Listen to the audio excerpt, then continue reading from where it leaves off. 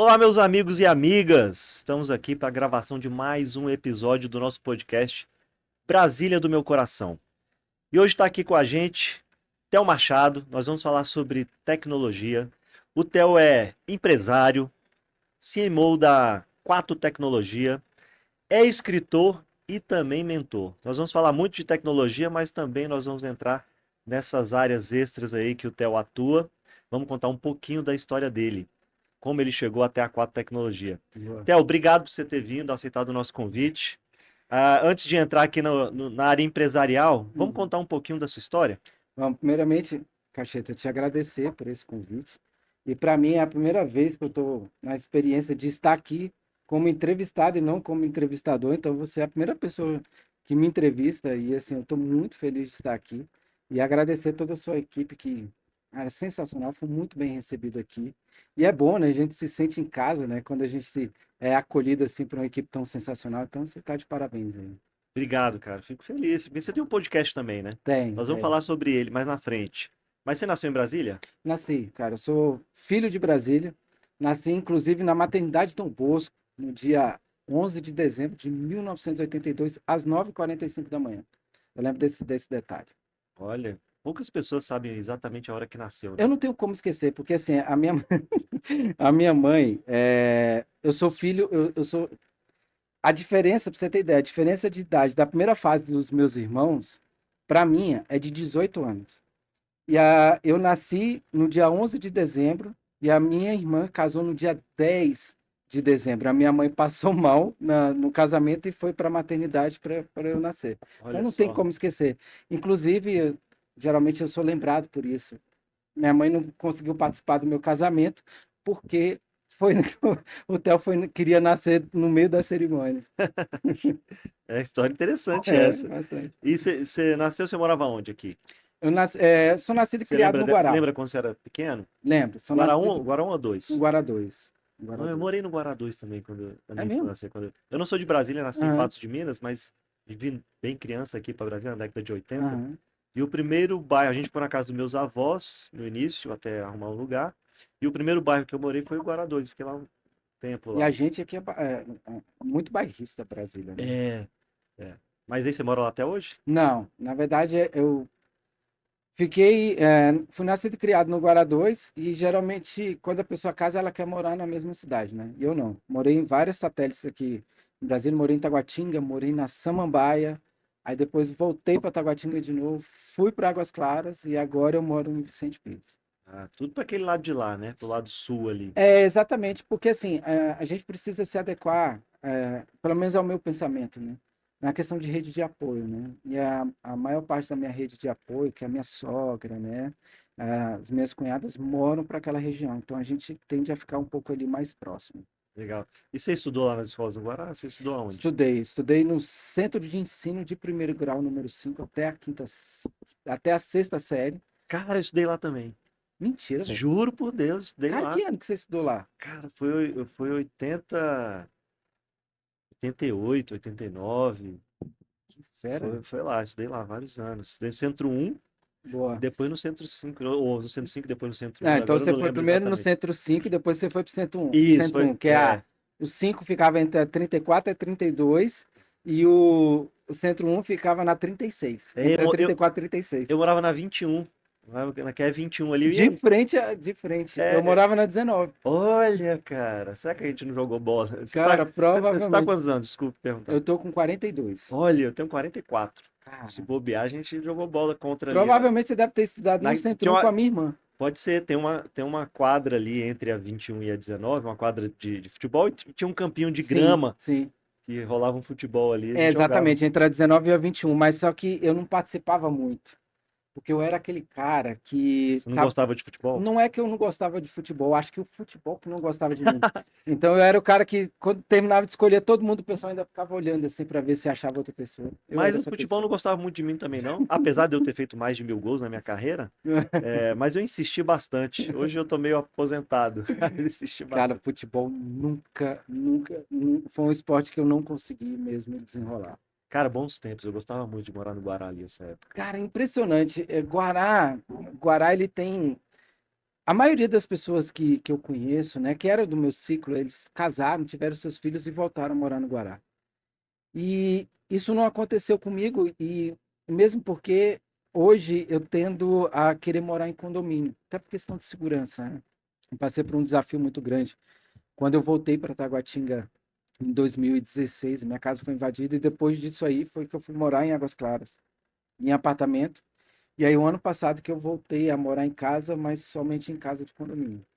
E aí no Guará, a gente não vai encontrar isso no Guará, né? Eu Pois queria é, morar em casa. pois é, cara.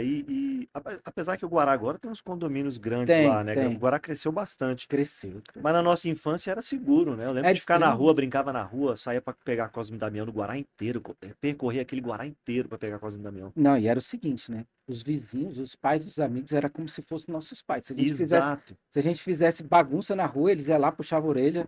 Eu lembro até hoje, o pai de um amigo meu que eu cito no meu livro, José Teixeira. Uma vez a gente aprontou uma arte na rua, cara, e ele foi lá em casa, falou com minha mãe, me pegou junto com os filhos dele e a gente teve que. Rapaz, foi a maior correção que a gente tomou na vida, mas era assim. Os vizinhos tomavam conta dos filhos dos outros, né? É verdade. E aí E você. hoje, vai lá, você mal pode corrigir seu filho, imagina o dos outros, né? Pois é, cara. É capaz de denunciar na delegacia e corrigir o filho Exatamente, dos outros, né? exatamente. É, como a vida mudou, né, cara? De lá pra Extremamente. cá. E você estudou no Centrão ali também? Pois é, aí do Centro 5 eu fui pro Centrão, porque o Centrão ficava do lado da minha casa. Eu lembro que eu escutava o barulho do sinal tocando e eu ia para a escola. Porque eu morava no HD19, que ficava exatamente do lado do Centrão, né? Então eu estudei ali e eu fui a última turma de curso técnico. Que na época, acho que foi em 98, pelo governo Fernando Henrique, ele estava extinguindo a questão dos cursos técnicos de segundo grau, né? O que eu achei É quando começou a um nossa erro, falência, né? um erro, né? E eu fiz o curso técnico no Centrão de Administração. Falência educacional. Eu lembro também, eu não estudei no Centrão, porque eu já tinha saído do Guará. Aham, Eu fui estudar no Elefante Branco. boa. Eu fiz o segundo grau no Elefante Playboy, né? Branco. Playboy. O cara, quando mora no Guará e foi estudar nas Açu, você pode saber que ele era playboy. Não, eu morava nos condomínios ali no lago. Infelizmente, porque eu voltava pro Guará toda semana, todo final de semana, porque minhas amizades todas ficaram no Aham, Guará. Meu primo, que é quase meu irmão, mora no Guará, morava no legal. Guará na mesma rua que eu, e ele continuou morando lá. Então, todo final de semana, eu pegava o ônibus e voltava para casa. Ficava no final de semana na casa dele, Aham. com os nossos amigos, e no domingo eu voltava para casa. Mas era foda, tinha que pegar ônibus para ir, ônibus para voltar no Quem domingo. morava na 21 costumava ir pro Parque Shopping a pé, né? Dá para ir, dá para ir, dá para ir para Parque Shopping a pé. Já fui, já Pois fui. é. Não ia muito porque não tinha dinheiro para gastar lá, então Não era só a adiantava, né? caminhada mesmo. Eu preferia É, caminhar pelo ia Guará. chegar lá todo suado, inclusive. É. E aí, depois que você terminou o Centrão, você foi e se formou em quê? O que que você quis estudar? Cara, o que acontece? Eu fui para a faculdade, eu cursei propaganda e marketing, muito por influência, né? Eu tinha um grande amigo, tinha não, ainda tem um grande amigo, que ele era publicitário, o pai dele era publicitário, então trabalhava com essa parte de mídia. O pai dele, a maioria dos programas que tiveram aqui no Distrito Federal, o pai dele estava por trás da produção, que era o Assis Alves. Inclusive, Michel, um abraço para você, te amo. E aí eu fui cursar propaganda e marketing. E aí eu cursei na Unip, fiz o curso de marketing, nunca peguei o meu diploma, então isso aí foi um erro da época que eu carrego até hoje, mas o curso de propaganda e marketing foi um curso muito interessante. Mas você não pegou o diploma por quê? Você não terminou o curso? Cara, na época foi uma dificuldade danada financeira, eu cursei o oitavo semestre, só que eu não paguei, e aí quando eu fui atrás para poder resolver, já estava tudo enrolado, e aí ficou por isso, cara. E você chegou a fazer outro curso ou não? Comecei vários outros e não terminei nenhum, agora eu estou cursando teologia. Porque eu tentei cursos na área de tecnologia, meu amigo, eu não tive paciência. Porque quando o professor começava a falar a nível de tecnologia, eu falei assim, não, não, não, peraí, está muito atrasado esse ensino aqui, eu não vou dar conta. Aí fiquei pedindo, né, a direção de Deus para poder saber que curso que eu iria fazer. E aí eu comecei a fazer teologia, porque é uma área que eu não tenho domínio, né? Fiz toda a parte de leitura da Bíblia, de capa a capa, estudo bastante a Bíblia, só que é um curso muito interessante. Eu estou me descobrindo, cara, no curso de teologia. Legal. Você é cristão. Sou cristão. Legal. Voltando um pouquinho, eu lembrei do elefante, também tinha um curso técnico, eu ia falar do elefante por Você causa fez disso. aí eletrônica? Tinha um curso de Pois é, eletrônica. eu não fiz, cara. Tinha eletrônica, administração e contabilidade. Eu fiz o normal. O Aham, normal, mas eu tinha um amigo que fazia algumas matérias em comum ali, aham. que fez eletrônica. E esse cara, ele falou, cara, você tem que fazer eletrônica porque tá cheio de emprego. Não, E eu ele já lembro. começou a trabalhar e eu precisava trabalhar para ganhar dinheiro e depois eu me arrependi, cara. Eu não A fiz. maioria dos conhecidos que eu tinha que fizeram eletrônica no Elefante Branco, ou foram para empresas como Xerox, na época Telebrasília. Exatamente, Telebrasília cara. contratava muito.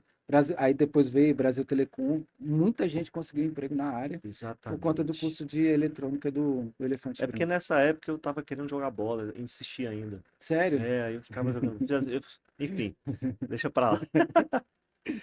Cara, então você não se formou em nada, hoje você vai se formar em teologia. E aí, É. quando você começou a trabalhar, você foi fazer o quê? Seu primeiro emprego? O meu primeiro emprego foi no BRB, no Banco de Brasília.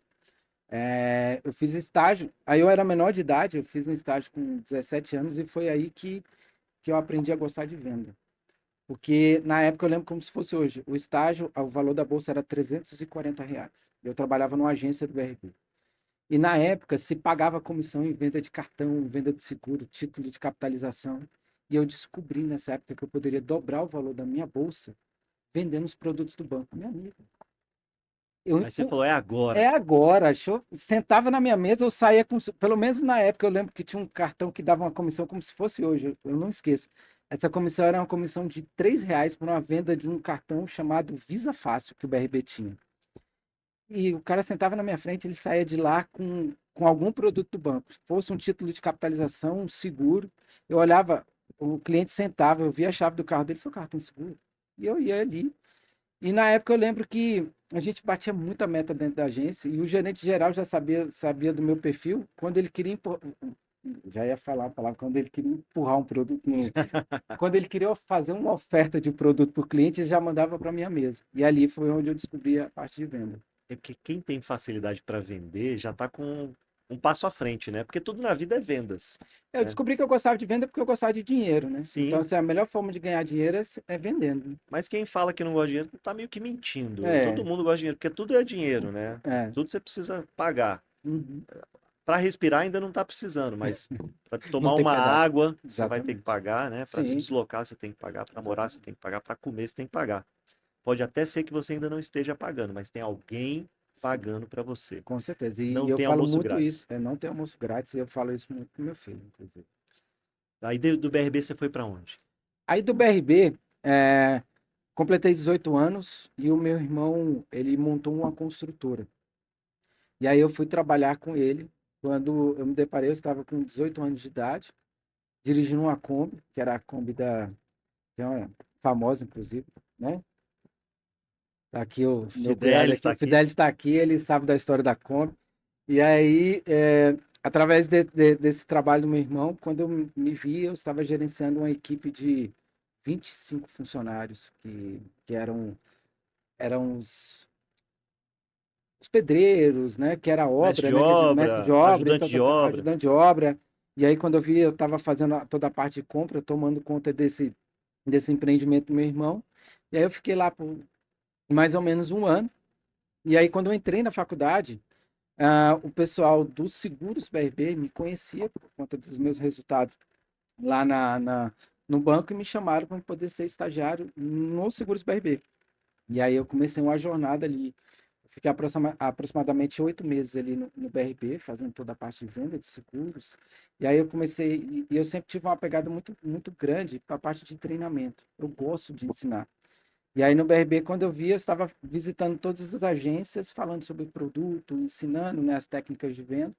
E aí foi quando eu entrei no mercado de publicidade. Eu fui trabalhar no primeiro veículo de comunicação, que foi inclusive indicação do pai desse meu amigo, que foi uma revista que tinha aqui em Brasília chamada Excelência, Ah, vender legal. anúncios. E isso conectou com o seu curso, que aí você foi Conectou fazer. com o meu curso, exatamente. Enquanto você estava fazendo o curso, você estava Eu nessa estava empresa de publicidade. trabalhando na parte de publicidade. Foi uma E, experiência muito legal. e quando é que você decidiu, agora eu vou empreender, agora eu vou ter o meu negócio? Já Cara, foi meio nessa época ou você ainda não, na verdade trabalhou em outros lugares? eu comecei a empreender muito cedo. Porque assim, eu sempre gostei de ter o meu dinheiro. Porque, por exemplo, a gente morava no Guará. No Guará, você tinha que ter uma mochila da Company, você tinha que ter um chinelo da Headley, um tênis da Headley e uma camiseta da Pé do Atleta. Que era uma Kenner. A Kenner era da Headley? A Kenner Ou a era da Kenner era Headley. uma marca? Eu nem A lembro. Kenner era uma marca que Eu vendia pergunto na porque Headley. é porque eu não tive mochila Pois da é, Company, eu não tive chinelo daquele, o meu era Havaiana mesmo, desde cedo. eu queria ter, É. porque todo mundo tinha, Eu também né? queria, porque eu não podia, meu pai não tinha condição de me dar. Aí, o que que eu fiz? Comecei a empreender. Aí, com 9 anos de idade, eu pedi para o pai do meu amigo, o seu Roberto, marceneiro, que morava na minha rua, eu cheguei e pedi para ele fazer uma caixa de sapateiro para mim, porque eu queria engraxar sapato. Aí ele falou assim: não, Theo, eu vou fazer para você. Rapaz, ele fez uma caixa de sapateiro, a coisa mais linda. Rapaz, até o formato do pé, ele fez muito perfeito, era uma obra de arte. Mas quando eu coloquei a caixa de sapateiro nas minhas costas, eu caí de costas, de tão pesada que ela era. E aí foi aonde eu comecei, eu abri a cabeça para o empreendedorismo, por quê? Porque eu não sabia, eu não conseguia carregar a caixa de tão pesada que ela era. E aí o que que eu fazia? Eu ia na casa dos vizinhos, perguntando se eles queriam engraxar sapato, eu pegava todos os sapatos e engraxava na minha casa e entregava na casa deles. E aí eu fui começando. Aí com 12 anos, eu comecei a lavar carro.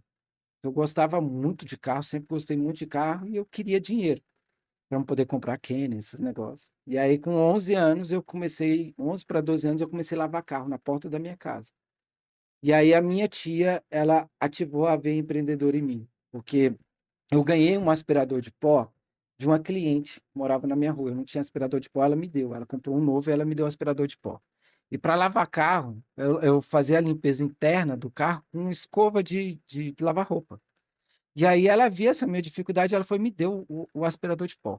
Mas eu comecei, lavava carro, ó, aspirava, então de quem lavava carro naquela época eu era o melhor.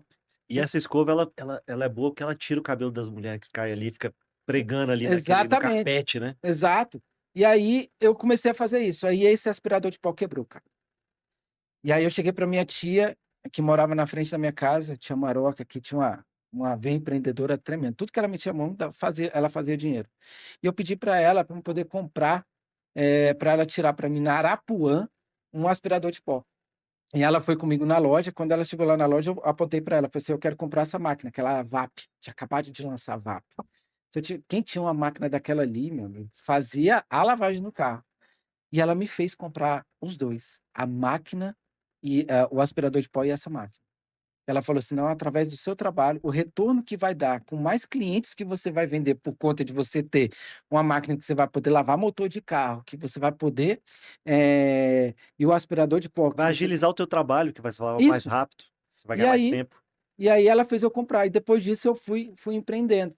Então, desde cedo eu tenho essa veia empreendedora. E aí, na parte de negócio mesmo, né, profissional, em 2009, eu abri um centro automotivo. Foi o primeiro negócio, vamos colocar assim, que eu tive, que foi esse centro automotivo. E aí eu abri esse primeiro negócio, né? Esse negócio não deu certo, uma sociedade que não foi para frente, mas esse foi o meu primeiro negócio em 2009. Vamos só fazer um parênteses e voltar, Pode. porque você falou que engraxou sapato. Eu lembrei muito do meu pai. Infelizmente, meu pai já faleceu, Uhum. infelizmente, mas quando eu morava lá no Guará, o meu pai me colocava para engraxar todos os sapatos dele. Então, eram muitos, né? Eram Imagino. muitos. Eu tinha, sei lá, 9 anos, 10 anos. eh, E eu engraxar as pessoas, você que acha que é fácil engraxar sapato, Meu não é amigo. fácil, para ficar bem engraxado. Eu lembro que eu engraxava, Uhum. aí meu pai ia lá e conferia os sapatos. Se tivesse alguma falhazinha, vai engraxar de novo. É. Eu tinha que ir lá. E tinha todo o equipamentozinho lá, né, a graxa, Sim, sim. eu engraxava Uma vela para poder dar uma queimada assim uma no escova de couro. dente para passar a Sim. graxa, depois aquela escova, né, para você dar aquela escovada e tal. Uhum. Mas eu lembrei, cara, disso, engraxei não saí pra engraxar sapato com você, mas engraxei muito sapato Eu na tenho minha um vida. trauma disso aí. É? Por quê? Porque eu nunca consegui fazer o sambinha, porque eu não conseguia carregar a caixa de sapato para lugar nenhum, ninguém sentava para poder fazer o sambinha. O sambinha eu nunca fiz. Pois é, aí você me lembrou agora de outro cara que eu trabalhei muito tempo aqui no Liberty Mall, Hum. e ele tinha um cara o Liberty fez Sim, espaço. um espaço lá pra ele, uma poltrona bem Uhum. confortável, e esse cara ficava lá engraxando, ele fazia o sambinha. Mas Isso. engraxava bem pra caramba, eu sempre engraxava com esse cara. Então, eu não E, fiz o samba. e é bom estar com sapato engraxado, Sim. né, Theo? Mas o que que não deu certo lá na sua sociedade? Cara, na verdade, primeiro, imaturidade da minha parte, né? Eu não tinha tanta maturidade para administrar o negócio. Na época, a gente abriu esse negócio em sociedade, né? E aí, era uma sociedade familiar. Então, além do negócio, existia várias outras situações. E aí, por fim, como eu tinha esse negócio, eu ainda trabalhava fora, eu acabei optando por me desfazer da sociedade, sair, ficar tudo bem, mas faltou um pouco de segurança da minha parte, porque na época a gente até tinha capital para poder abrir um negócio 100% só que eu não tinha a segurança necessária, né? Então essa questão de insegurança fez a gente trazer uma pessoa para a sociedade e aí acabou não dando certo. Mas assim, Theo, o que que você aprendeu com isso? Eu aprendi muita coisa. Então assim, eu não tenho aquele sentimento de eu perdi. Eu paguei para aprender. Então, depois disso, eu me tornei muito mais forte, muito mais resiliente. E quando a gente aprende na prática, assim, fixa mais, né, Sim, do que total. alguém te ensinando. Aham, Quando você sofre na pele, é quando você aprende de verdade, fala: "Cara, daqui pra frente nunca mais eu vou cometer esse erro". isso mesmo. Isso mesmo. E aí você foi empreender em quê depois? Não, Ou aí, você voltou para o mercado? não, eu não cheguei nessa época a sair do mercado, né? Ah. E aí, nessa época, eu já estava no mercado de telecom. Meu amigo, assim, se eu for falar todas as minhas experiências profissionais aqui, Não vai você dar vai tempo. achar, não vai dar tempo, você vai achar que eu tenho 90 anos. Porque, assim, inclusive no meu livro tem um texto, para você que vai ler meu livro, chamado Colecionando Fracasso. Então, assim, o meu currículo eu coloco ali, as pessoas acham que eu nasci em 2010, porque se eu fosse colocar de 2010 para trás, era muito emprego que eu passei, porque, assim, passei por muitos lugares. E aí, nessa época, eu já estava no mercado de telco, de telecom.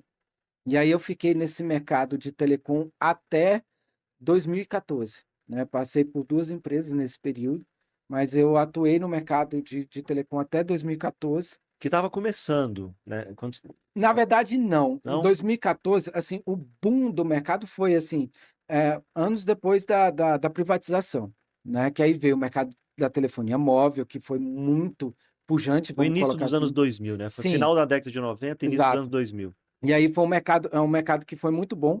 Aí quando 2013, 2014, começou a haver uma mudança no mercado, que começou a se falar muito sobre tecnologia. As próprias empresas de telecom começou a falar, a ter produtos de tecnologia para poder vender além do link. Porque o link de internet e dados, e voz era commodity. Hoje, por exemplo, eu vou fazer uma pergunta para você. No seu pacote de telefonia tem quantos minutos?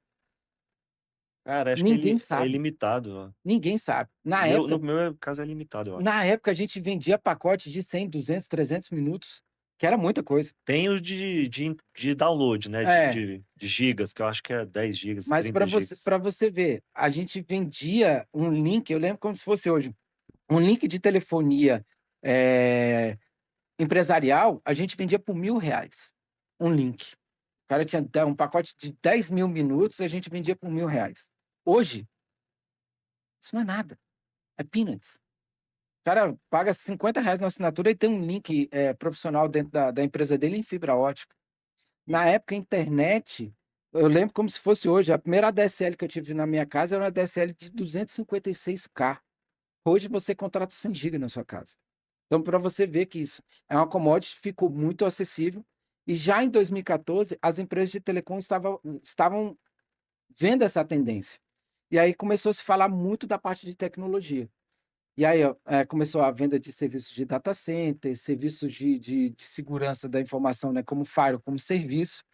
E na época eu estava numa empresa de telecom, e essa empresa de telecom, para mim, é a melhor empresa de telecom do Brasil. Só que aí eu comecei a sentir que eu não estava feliz fazendo o que eu fazia, vendendo serviços de telefonia. E olha que eu tinha um cargo, eu era gerente regional na parte de canais, e eu comecei a ter uma insatisfação. E eu não entendia por que que eu não me sentia feliz vendendo um link de internet, vendendo um link de voz para os clientes, que era o carro-chefe da companhia. E aí eu comecei a ter bons resultados vendendo serviços de tecnologia, vendendo serviços de data center, vendendo serviços de segurança como serviço. E aí um belo dia eu peguei um coach de carreira e eu comecei a fazer uma análise para poder entender o meu perfil comportamental. Foi a primeira análise de perfil comportamental que eu fiz na vida. E lá, sabe você lembra aqueles testes? Alguém já fez aqui aqueles testes psicológicos quando você vai ser contratado? Aqueles dos Sim. pauzinhos, desenha uma caixinha, um quadradinho. Eu fiz tudo aquilo ali. E eu não entendi absolutamente nada. Eu achava aquilo ali uma baboseira. E aí eu vi o tamanho da importância disso. Porque nessa análise de perfil comportamental, foi identificado que eu tinha um perfil para venda técnica. E aí eu entendi o porquê que eu não me sentia feliz vendendo link de telefonia. Porque link de telefonia era uma commodity, todo mundo vendia, e eu tinha mais apetite, eu gostava de vender coisas mais difíceis como a parte de tecnologia. E aí ele falou assim: "Então, você precisa migrar então para a área de tecnologia que você vai se dar muito bem". E lá, né, nesse período, eu fiz uma virada de carreira, que eu saí 100% da área de telecom e fui para a área de tecnologia. E lá onde foi tudo aconteceu. E aí O você fundou a Quatro. Foi Não, essa época que você fundou a Quatro ou não. você foi trabalhar em uma empresa de Isso. tecnologia? Aí o que que aconteceu? Eu trabalhei numa empresa de tecnologia. Nesse período, eu fundei diversas startups e nenhuma dessas startups foi para frente, né? Que é um investimento, dá certo ou dá errado, né? E aí, em 2016, a Quatro apareceu como um parceiro de negócios da empresa que eu trabalhava. E aí a gente, toda a parte de serviço que a gente ia entregar dentro do cliente, a gente terceirizava para a Quatro Tecnologia. E aí eu conheci, na época, o meu sócio hoje, o Otávio. E aí eu fiquei simplesmente encantado por ele, mano. Meu sócio é extremamente inteligente. É a pessoa mais inteligente que eu conheço. E lá eu criei uma afinidade muito grande com ele. Aí quando foi em 2018, eu ainda trabalhando nessa empresa, a gente saindo da visita no cliente, eu olhei para ele e falei assim: um dia a gente vai ser sócio. Eu quero ser seu sócio. 2018. E desde lá, desde 2018, eu sempre orei pela vida dele. Que eu sempre tive no meu coração que eu queria ser sócio do Otávio. E também de um outro amigo que eu tenho, que era as pessoas que eu apresentava em minhas orações. E aí, quando foi em 2022, eu me tornei sócio da Quatro Tecnologia, porque nessa época eu recebi um chamado de um dos fabricantes que a gente representa, né, que ele queria que eu fizesse uma transição e fosse trabalhar na empresa. E aí, na época, teve um grande layoff no mercado, e aí ele falou assim: "Ó, a sua vaga foi congelada, mas faz o seguinte, faz uma transição para um parceiro, que quando abrir a vaga aqui, a gente te traz para poder trabalhar no fabricante, um dos maiores fabricantes de tecnologia". E aí eu falei assim: "Não, para parceiro eu não trabalho". E aí o Otávio veio sentar comigo para poder me tornar sócio da companhia. E aí em 2022 eu me tornei sócio da Quatro Tecnologia.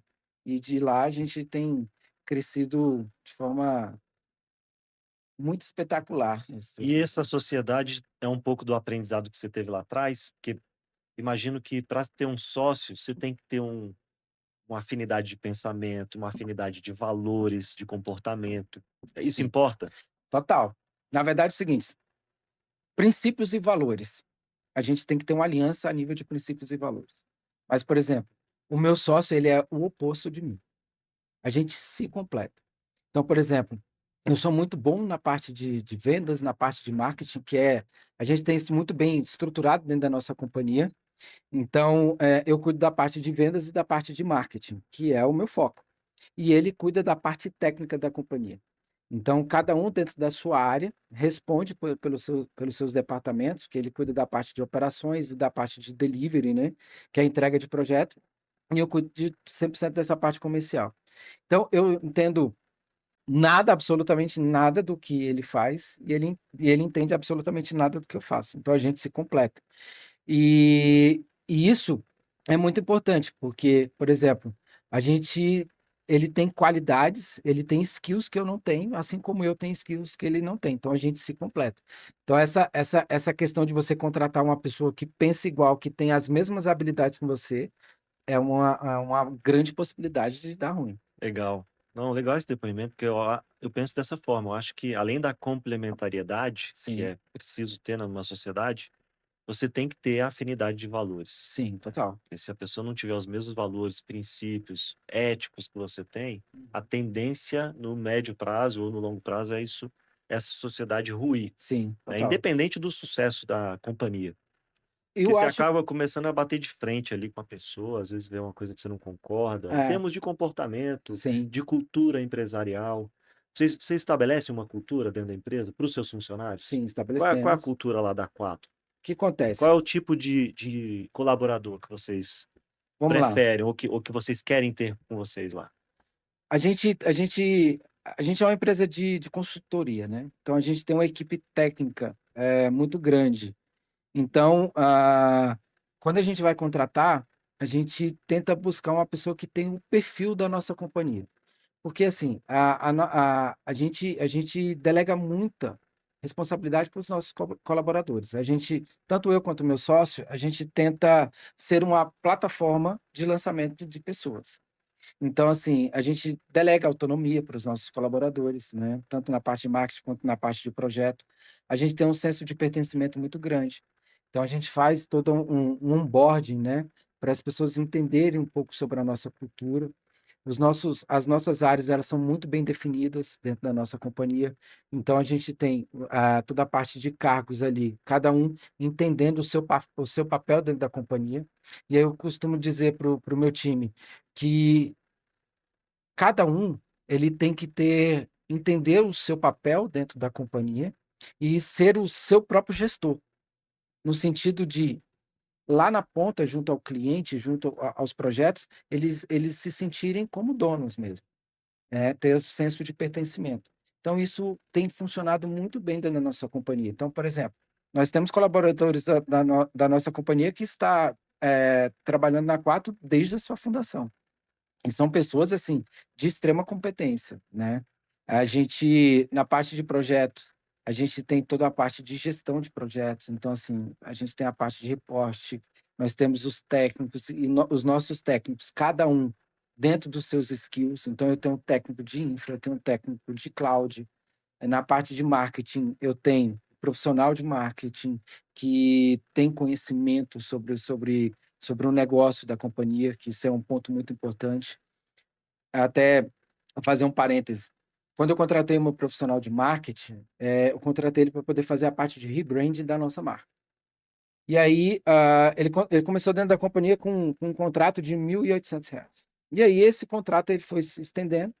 E até um dia que eu cheguei para ele e falei assim: você precisa entender do meu business. Para você se comunicar bem com o nosso cliente, você precisa entender o que, que a Quatro faz. E aí eu peguei uma pasta com um monte de material e falei assim: estuda 100% sobre o que a gente faz. E o que que a Quatro faz? Qual é o core business lá de você? Nós somos uma empresa de consultoria em tecnologias Microsoft. A Quatro hoje, nós somos um parceiro bem conhecido aqui no Distrito Federal por a nossa atuação no mercado, principalmente dentro do mercado de governo, em implementação de tecnologias Microsoft, né? Hoje a gente tem outros fabricantes, mas o nosso core business está em Microsoft. Especializado nos produtos oferecidos lá pela Isso. Microsoft. E quando você vai contratar um profissional para esse core, Uhum. para essa função, qual é a formação que ele precisa ter preferencialmente, ou ele não precisa ser formado necessariamente? Na verdade, ele não necessariamente ele precisa ser formado, tá? Mas ele precisa ter certificações acerca da tecnologia que ele desenvolve, né? Que ele entrega. Então, por exemplo, isso é muito importante. Na parte de tecnologia, eu estava até conversando hoje, vindo no Uber, que você tem que entender aonde você tem afinidade. Que, por exemplo, dentro das tecnologias Microsoft, na parte de infraestrutura, tem um monte de certificações que você tem que ter dentro dessa tecnologia, na parte de desenvolvimento, na parte de dados. Então, por exemplo, um profissional que vai atuar com infraestrutura Microsoft dentro da Quatro Tecnologia, ele tem que ter certificação. Então, a certificação tem muito mais peso do que a formação acadêmica. E onde é que o cara faz essas certificações? Porque não é na universidade. Não. Né? Onde é que ele acha? É no site da No Microsoft? próprio site da Microsoft, Entra você. lá, aí você vai. Acredito que tem um conteúdo, e você faz uma Sim. prova para tirar o certificado? Exatamente. Tem todo o conteúdo lá. Você paga para fazer a prova, né? Aí a prova é auditada, né? Então tem uns centros que são especializados para poder você fazer essa prova. Ele faz a prova e recebe a certificação. Então, um garoto de 18 anos pode entrar lá e tirar o certificado. Se ele tivesse, você contrataria, por exemplo, Com- sem ele ser formado. Facilmente. Na Theo, verdade, sim, a gente vê muito isso no mercado hoje. eu tô te perguntando isso, Theo, porque eu acho que Brasília tem uma vocação para tecnologia, né? Tem uma vocação e escassez, inclusive, de profissionais. Exatamente. Eu vejo, já conversei com vários empresários do setor de tecnologia e a maior reclamação é que não tem mão de obra especializada. E Ó, ele não está falando de formação de nível superior, não, está falando de capacidade técnica sim. mesmo. Acho que é um grande gargalo. E é um gargalo, tem muitas vagas disponíveis e Porque, por não tem a mão exemplo, de obra. Eu já recebi relatos, inclusive, do cara falar, cara, o cara entra aqui formado, uhum, tipo ciência da computação, na UNB, mas o cara não sabe fazer o que eu preciso que ele faça. Então ele tem que tirar a certificação, eu tenho que ensinar ele aqui exato. novamente. E às vezes eu já tive depoimentos que o cara já teve que dar aula de português, porque o cara não conseguia escrever um e-mail com português corretamente. Não, mas isso aí, constantemente, a gente traz o time, e agora com a inteligência artificial ficou muito melhor, né? Porque, por exemplo, você tem o Copilot da Microsoft, que é a inteligência artificial já dentro das ferramentas, então, assim, saiu um documento dentro da companhia hoje com erro de português, é assim, é erro gravíssimo. Mas, por exemplo, voltando nessa parte de certificação, por que que é muito importante a certificação? Porque o nível de competência da minha companhia dentro da Microsoft, ela é medida pelas certificações que a minha empresa tem. Então, por isso que eu olho muito mais para a certificação do profissional do que, por exemplo, para a formação acadêmica. Por quê? Essas certificações são atreladas ao meu nível de competência. Então, quanto mais certificados os meus colaboradores possuem, maior é o nível de competência da minha empresa. Por isso que as empresas de tecnologia olham muito para a questão de certificação.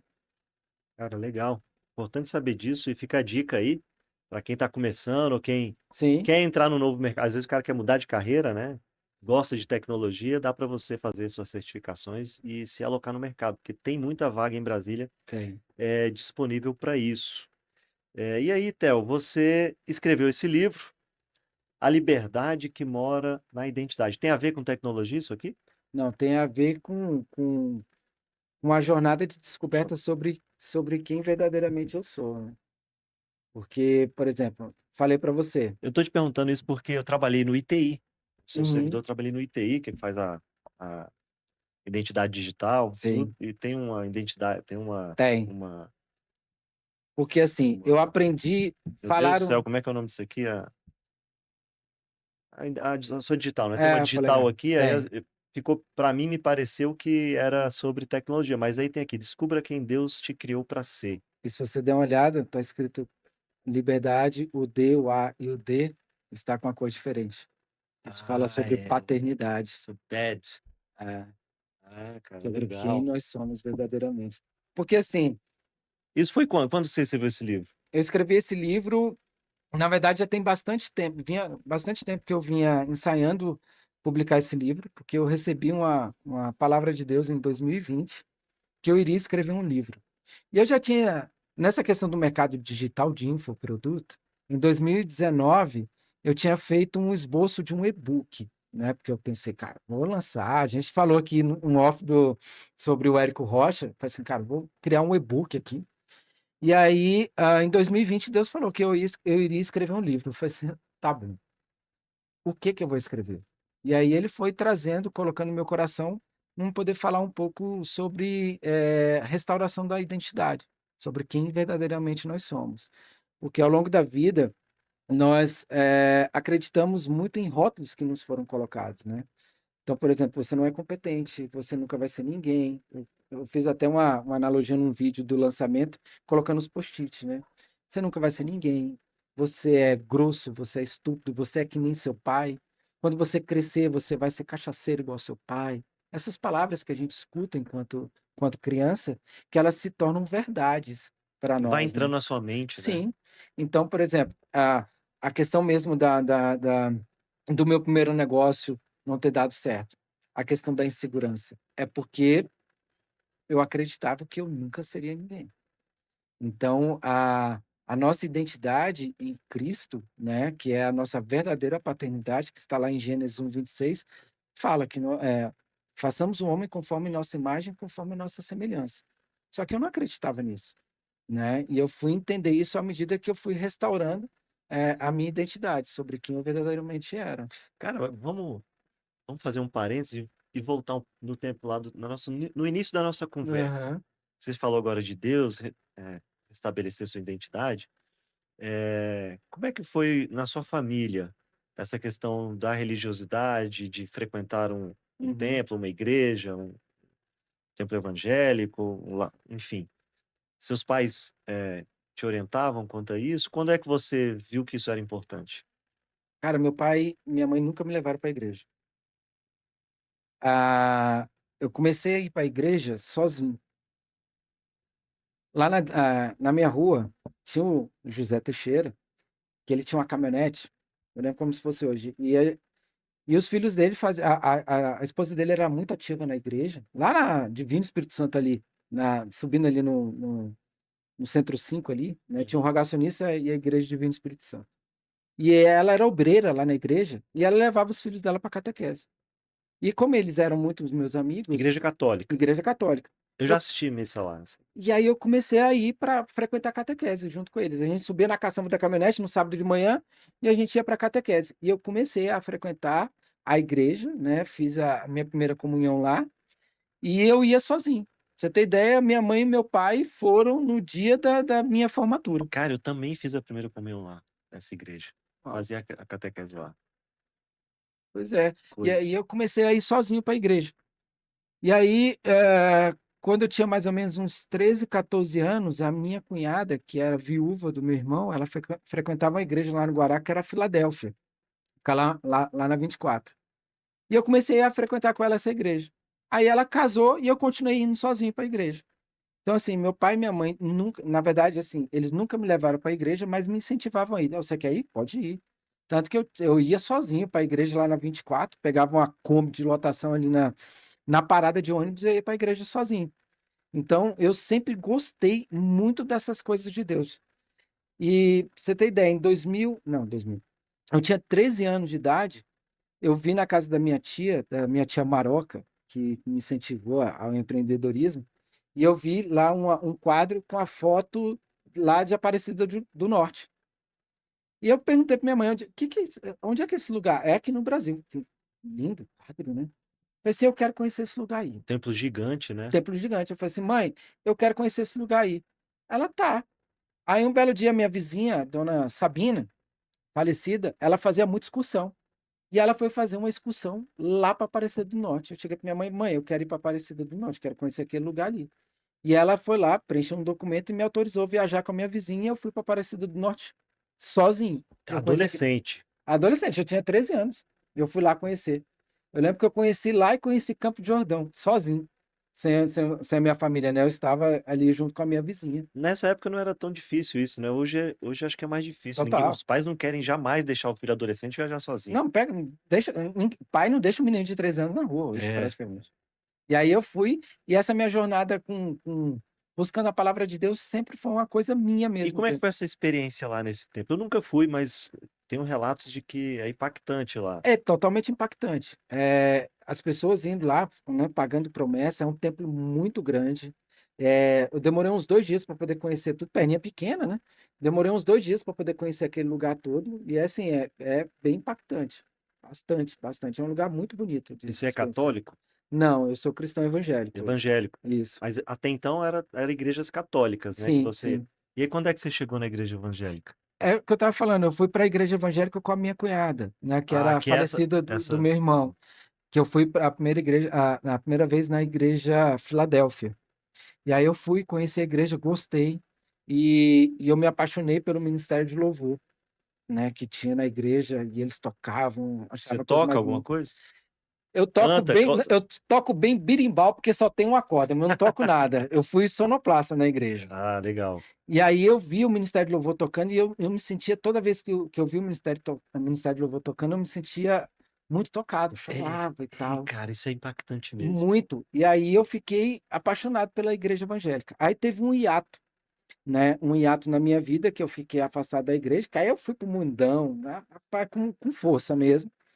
E aí eu conheci a minha esposa Você foi pro mundo profano. totalmente. totalmente. Ficou afastado da igreja um tempo. Foi um bom tempo, inclusive.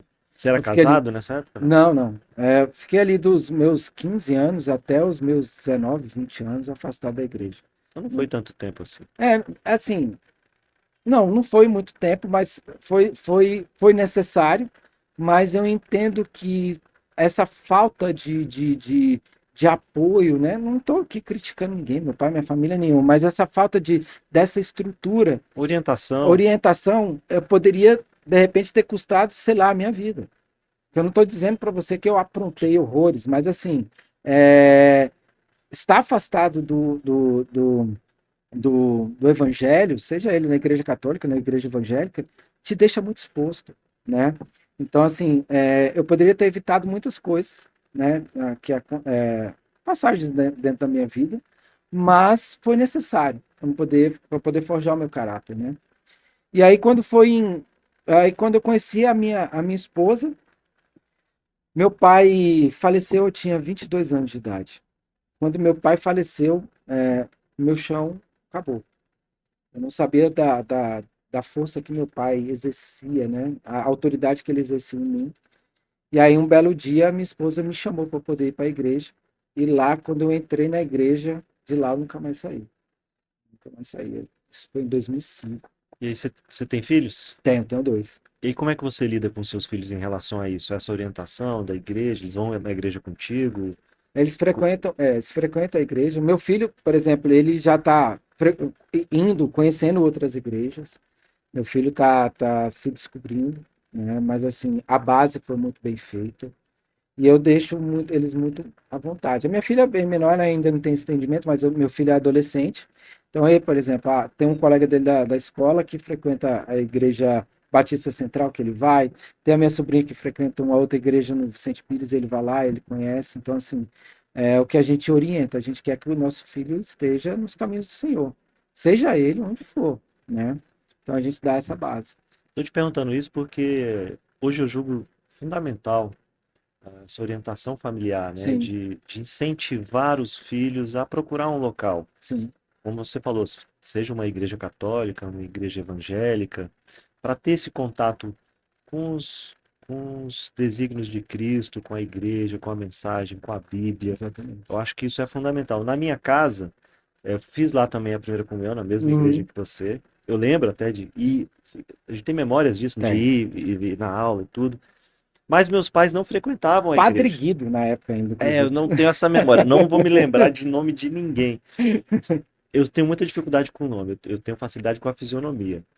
Se eu não ficar te vendo de vez em quando, pode ser que a gente se encontre e o seu nome me fuja. Mas se eu ficar vendo direto, eu sei quem você é, Sim. eu te reconheço, mas se eu não ficar constantemente vendo a pessoa em algum lugar, nem que seja no Instagram aqui, Você vê, essa questão de bloqueio, a minha mãe, eu descobri anos depois que a minha mãe não ia para a igreja, porque uma vez na igreja o padre chamou a atenção dela, ela ficou morrendo de vergonha. Ela se bloqueou com relação à igreja, você acredita? acredito. Mas é porque eu acho também que as pessoas confundem a instituição com as próprias pessoas, Sim, né? Porque todo lugar é feito de pessoas e as exa- pessoas são falhas, né? exatamente. Inclusive os padres, os pastores, né? Total. Alguém falha em algum momento. Fala Isso não muito quer sobre isso. dizer que a igreja falhe ou que a mensagem de Deus falhe, entendeu? Porque são homens, né? E ser cristão é um desafio diário, Total. né? Isso depende de cada um. A gente tem a mania de jogar a responsabilidade para os outros, quando a responsabilidade é completamente nossa. Eu falo muito sobre a questão da autorresponsabilidade, né? A vida que eu levo é fruto das minhas escolhas. Sem dúvida. Falo muito sobre isso, né? E esse livro é para quem? Para quem que precisa ler esse livro, assim, você indicaria? Cara, qualquer pessoa pode ler esse livro. A pessoa que ela ainda não tem discernimento sobre quem ela é, né? Hoje eu lidero um grupo de homens e eu falo muito sobre essa questão da restauração da identidade. Porque, por exemplo, esse livro eu falo sobre as minhas mazelas, sobre os meus erros. E quando a gente tem a nossa identidade restaurada, né? A libertação, É, ba- você é mais sobre você, sobre a sua história, sobre sobre você, sua história com Deus. a minha história com Deus, a minha caminhada com Deus. E, e muita gente que lê esse livro se identifica. Por quê? Porque é muito fácil a gente falar sobre o que dá certo, né? E aí eu falo mais sobre o que deu errado. Então, isso aí é uma jornada de aprendizado. E eu falo abertamente sobre os meus erros. Sobre inclusive sobre a origem dos meus erros, né? Onde foi que esse drive foi instalado e quando ele foi ressignificado. E qual foi a jornada, né, para poder ressignificar tudo isso. Então, por exemplo, a questão, a parte do, do capítulo que eu falo sobre colecionando fracasso, meu amigo, deixa eu falar uma coisa. Eu coleciono mais de 10 demissões. Fui demitido mais de 10 vezes. E todas as vezes, depois que eu entendi, né? Todas as vezes que eu fui demitido, a culpa era só minha. Só que enquanto eu não tinha esse entendimento, eu colocava a culpa na empresa, eu colocava a culpa no gestor. Não, o gestor que não prestava. Mas quem não prestava era eu. Eu fico olhando hoje, lembrando do passado, as entrevistas de emprego que eu fazia. Rapaz, não era possível que as pessoas acreditavam no que eu falava. Entendeu? Porque eu me vendia muito bem, mas eu era um péssimo profissional. Um péssimo Por profissional. que que você era um péssimo, você se julgava um péssimo profissional? Questão Naquela época, né? Hoje é você não a é questão, mais. a questão de soft skill, cara. A questão de soft skill mesmo. Eu não tinha inteligência emocional, Suas entende? hard skills eram bem estabelecidas, você era bom naquilo, Mas só mas no que, soft skill, que importa pra caramba, só você não que o era que bom. acontece? O soft skill em vendas é o que mais conta. Então, por exemplo, como é que você vai ser um excelente Dá um vendedor? exemplo de soft skill aí pra galera que tá assistindo. Vamos lá. Pra quem não Soft sabe ainda. skill. Como é que você vai ser um bom vendedor se você tem uma crença de capacidade? Você não se sente capaz. Você não vai Não vender. vai vender nada. Se você é escasso, você não vai vender.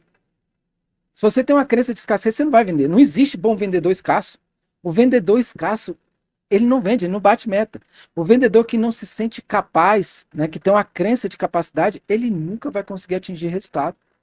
Então, por mais que eu tivesse todos os treinamentos de venda possível lá na frente do cliente, o processo não acontecia, a venda não acontecia. Tem a ver com mentalidade. Total. Dá pra fazer um podcast só sobre isso. Dá, dá. Na verdade, eu criei uma mentoria só sobre isso. Pois é, isso. E o livro te levou a criar esse Instituto Governador, você está É falando? Essa isso. mentoria sobre isso? Você É, é é. mentor? Tem a ver com coach ou não? Mentor e coach são coisas diferentes. Vamos lá. Como é que nasceu essa questão da mentoria? Cara, em 2019, a minha esposa chegou e falou assim: Ah, eu matriculei a gente para poder a gente fazer um curso de inteligência emocional, uma mentoria. Meu cliente eu sou gerente de contas da Febracis e tem o Paulo Vieira, que ele é coach. Quando falou a palavra coach, o meu cérebro já desligou. Puf. Eu falei assim, cara, minha mentalidade. Coach é o cara que não deu certo em nada e agora ele quer dar palpite na vida dos outros. Ele quer dar o caminho do sucesso sem ter tido sucesso. Esse era o meu pensamento. Embora a gente vê hoje que isso é, né, a gente vê muito isso. E aí eu fui fazer essa imersão do Paulo Vieira, que é chamado Método CIS. Só que o que acontece, eu tenho um relacionamento de intimidade muito grande com Deus. Eu até entendo hoje o meu nome. Meu nome é Teófilo. Teófilo significa amigo de Deus. Eu não entendi o meu nome. Hoje eu entendo meu nome. Que é exatamente assim que eu me sinto, amigo de Deus.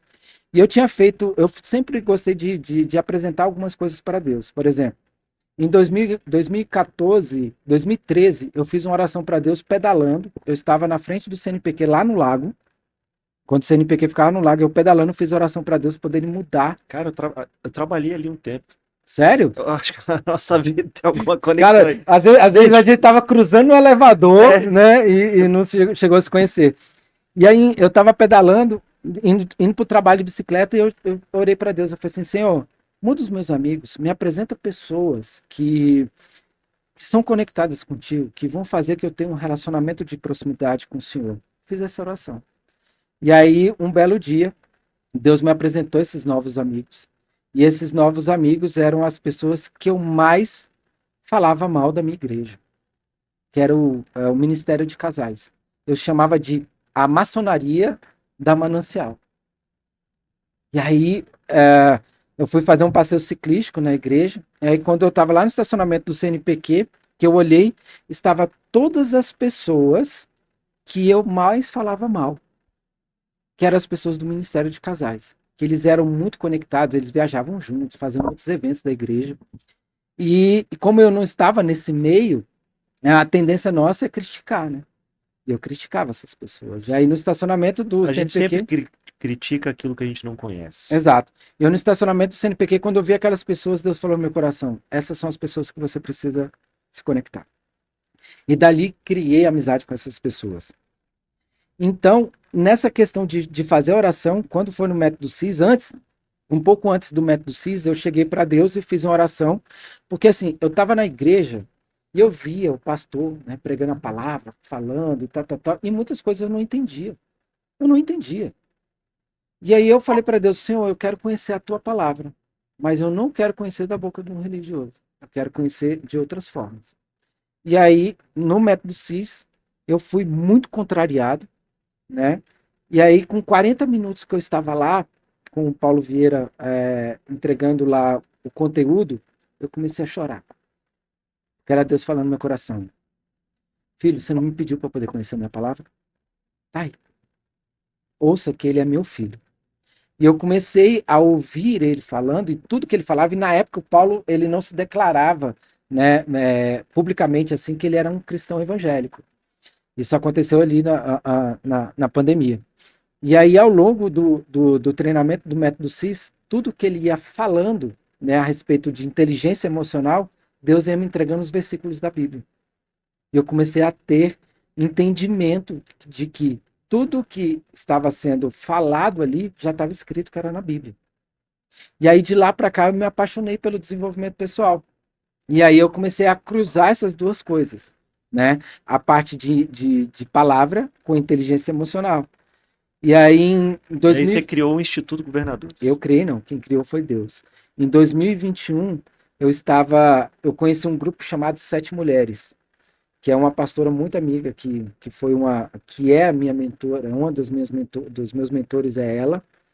E aí eu conheci ela em 2014, e quando foi em 2021, ela me chamou para poder dar uma palestra para esse grupo de mulheres que ela liderava, que a minha esposa, inclusive, fazia parte. E eu fui lá para poder dar uma palestra falando sobre inteligência emocional. Quando eu vi esse movimento, eu fiquei apaixonado por esse movimento. Eu falei assim: tinha que ter algo assim para homens.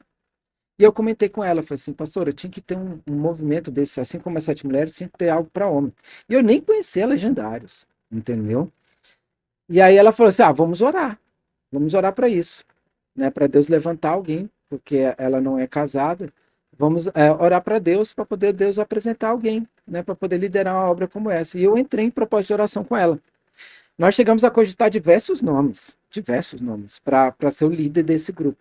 Aí, quando foi no dia 9 de dezembro de 2021, a gente estava numa casa de um amigo, que inclusive ele era dessa maçonaria dessa igreja, que ele era do grupo de casais, e aí Deus entregou a palavra que eu seria o líder desse grupo. E aí, quando foi no dia 7 de janeiro de 2022, eu fiz a primeira reunião desse grupo, que teoricamente ia se chamar Sete Homens, mas Deus me colocou no coração de colocar o nome desse grupo de governadores, que significa governar as suas dores. E aí, no dia 7 de janeiro, eu comecei esse projeto que Deus colocou no meu coração. Cara, que história, que Sim, história.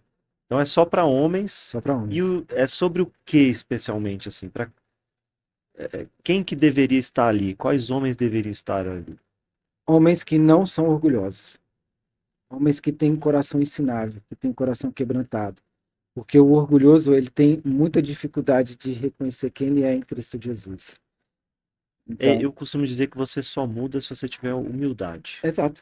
né? Porque às vezes você tá, é igual você falou aí atrás, isso não tem a ver com religião, Não, né? não, É, não mesmo. você falou, pô, Inclusive, eu fui demitido 10 vezes, e eu botava a culpa nos meus, ou no meu chefe, ou na nunca, empresa, não era nunca era você. autorresponsável. Isso é orgulho, é ser orgulhoso, Orgulhoso, né? total. E aí depois, quando você ganhou maturidade, e aí veio a humildade, você falou, não, eu estava em mim mesmo. Total. Então eu costumo dizer que nunca é tarde para recomeçar, Não, nunca é tarde para recomeçar, mas você só consegue recomeçar verdadeiramente se você tiver humildade em humildade. reconhecer onde é que você está errando. Exatamente. Esse é o ponto fundamental. Por exemplo, eu deixo. É todos os homens que ficam nos governadores? Não. Só fica nos governadores aqueles que realmente estão em busca de uma mudança. Porque tem homem que na primeira reunião, assim, o cara começou a falar nos primeiros 5 minutos que ele está falando, eu falei assim, esse não vai aguentar. Por quê? Porque lá é onde o nosso caráter é forjado, entende? Lá, você reconhecer o seu erro, para mim hoje é muito tranquilo. Eu erro com você, se Deus te colocou no meu coração que eu errei com você, eu peço perdão para você na hora. E eu tenho a coragem de falar sobre isso, sobre os meus erros. Então, por exemplo, Theo, ah, quem é uma pessoa que fala hoje que foi um péssimo profissional, que foi demitido 10 vezes? Eu tenho coragem total de falar sobre isso. Eu já tive coragem, eu já tive a coragem de assumir pecados gravíssimos assim que eu cometi na minha visão e falar sobre isso, que é o que eu falo tanto no livro quanto na mentoria. Mas quando você consegue reconhecer os seus erros ou os seus É onde houve a pecados, cura. onde houve a cura e é porque você passou a acreditar em si próprio. Sim, Você tem uma autoconfiança. exato, Você não se importa com o que os outros vão falar de você pelos erros que você cometeu. exato. E aí é libertador, né? Eu costumo dizer que a necessidade de aprovação é o pior vício emocional que a pessoa pode ter, E aí porque esse mantém a pessoa na prisão. alguém, eu não lembro se foi aqui no podcast, alguém falou, "Ca- cara, você não tem reputação.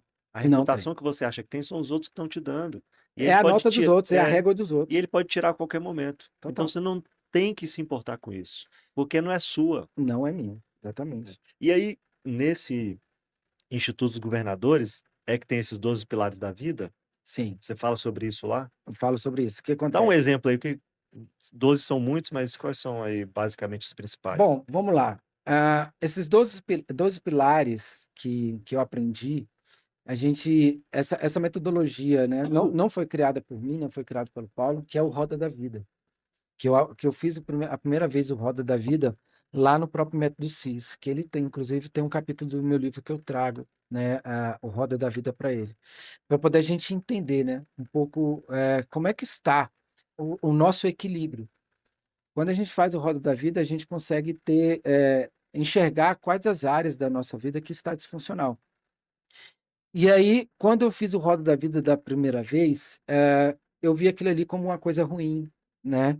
Naquelas áreas que eu estava deficitário, por exemplo, nessa época, a minha vida profissional estava decolando. Em compensação, a minha vida amorosa, ela estava em declínio, porque eu estava dando prioridade para o meu trabalho. Eu estava com o meu pilar da saúde, né, da minha saúde, eu estava em pleno vigor. Nessa época, eu estava com 9% de gordura, né, eu estava com um corpo muito bem estruturado, eu estava com a minha vida profissional hum, decolando. Em compensação, outras áreas da minha vida estavam disfuncional. Então, quando eu vi isso, eu tive um sentimento de dor, me culpei por aquilo. E aí hoje eu trago a metodologia, a roda, para dentro dos governadores e eu começo a mostrar isso para eles como uma oportunidade de crescimento. Então, quando eles enxergam uma área que está deficitária, eu falo assim, ó, olha as oportunidades que você tem nessa área. Então, essa metodologia ela vai em todas as áreas, então vai eu costumo dizer, isso eu aprendi com o Paulo, que é a questão da metanoia, da mudança de mente, né? Que J.B. Carvalho fala muito sobre isso, inclusive tem um livro dele, é um livro que eu indico para qualquer pessoa ler, que fala sobre a mudança de mente. E a mudança de mente, ela está baseado em pessoas que você se conecta, os lugares onde você anda e os conhecimentos que você absorve. Inclusive, tem um versículo da Bíblia que fala sobre a metanoia, sobre a mudança de mente, que é Romanos 12:2. Inclusive, leiam a Bíblia.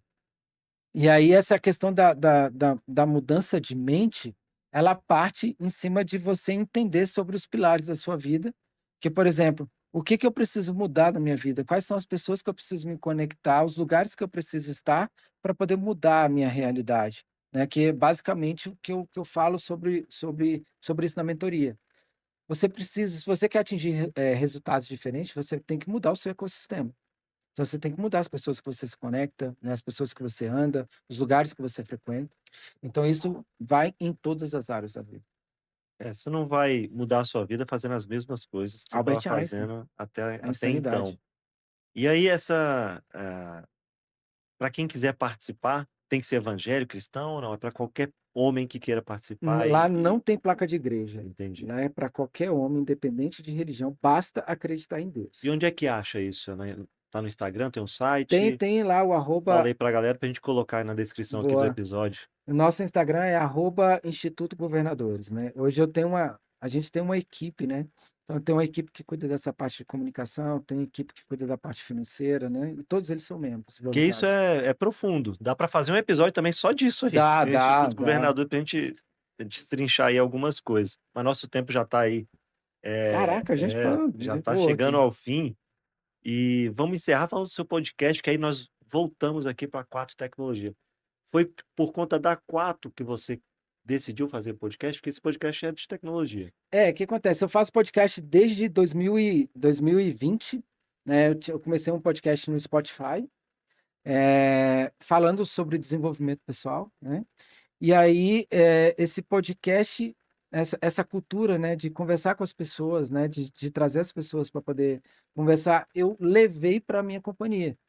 Só que aí lá na Quatro a gente adaptou o formato para poder falar sobre tecnologia, né? Então hoje, para quem quiser seguir as redes sociais da Quatro Tecnologia, no Instagram é @Quatro Tecnologia, LinkedIn, Facebook, né, em todas as redes. Se tiver o certificado, pode mandar o currículo. Pode, se tiver certificação, manda currículo que a gente está com vaga aberta. Alô, Otávio, olha só, a gente está aqui divulgando as vagas que você tem aberto no nosso time. E aí, lá no podcast, a gente tem um podcast para poder falar de tecnologia. Só que a gente fala muito sobre pessoas, né? Sobre a jornada profissional.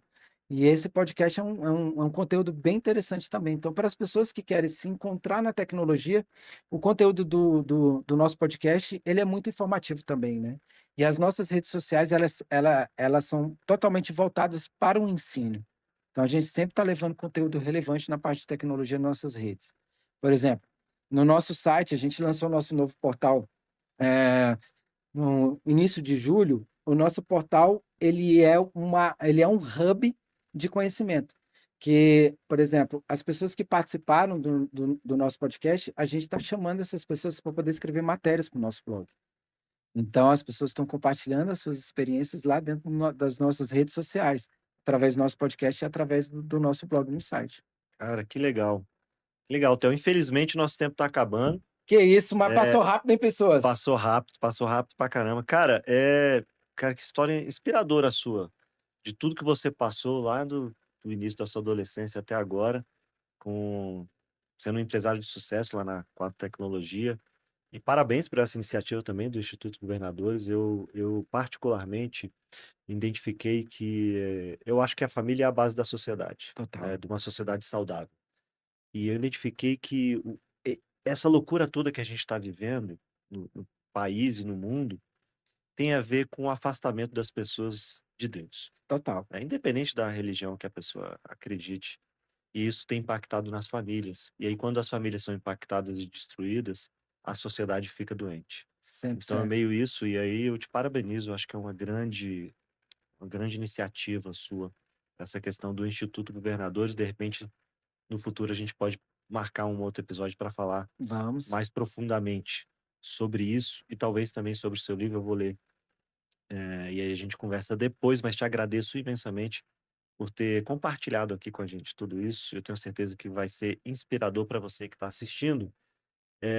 E aí eu estou correndo risco aqui de ser demitido, porque no início eu não falei para você se inscrever no canal, eu Que não falei isso. para você curtir aqui o nosso podcast, eu não falei para você apertar neste sininho para receber a notificação de quando tiver novos episódios, Boa. né? Em breve esse episódio vai ser divulgado aí. Então, Theo, muito obrigado. Querido, eu que agradeço por esse espaço aqui, né, para poder falar um pouquinho sobre a minha jornada. Eu deixo as minhas redes sociais, @Theo Machado, para você que queira me seguir, @Instituto Governadores, @Quatro Tecnologia.